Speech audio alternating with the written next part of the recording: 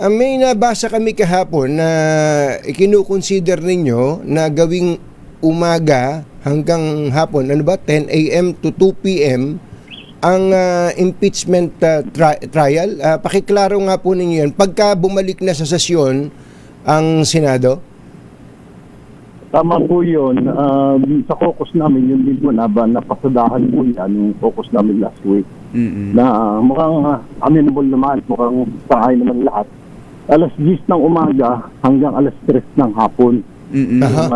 Impeachment. Mga 5 hours. So, Monday, Tuesday, Wednesday. Tapos sa hapon, 4 o'clock, bibigyan ng oras na ayusin, i-rearrange yung mga tables. Yeah. Kaya 4 o'clock.